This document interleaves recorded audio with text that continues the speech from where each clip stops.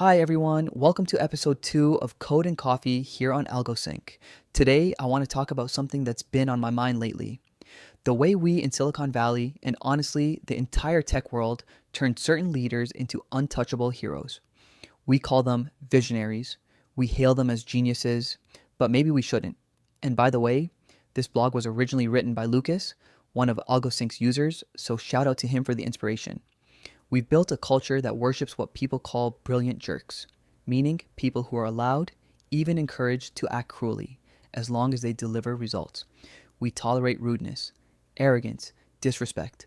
We forgive behavior that would get anyone else fired in a normal workplace. Why?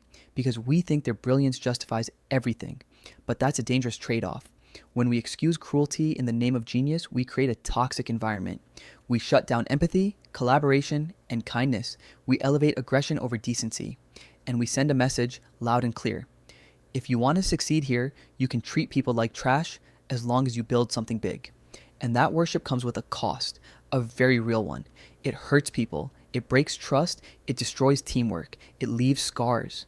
And beyond that, it slows innovation. Because when people are afraid to speak up, afraid to disagree, afraid to ask questions, that fear kills creativity. It kills the bold thinking and risk-taking that true breakthroughs require. So what's the alternative? We need to raise our standards. We need to stop equating cruelty with brilliance.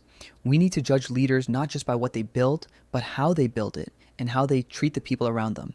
We should celebrate leaders who lead with integrity, empathy, and respect. People who uplift their teams instead of intimidating them.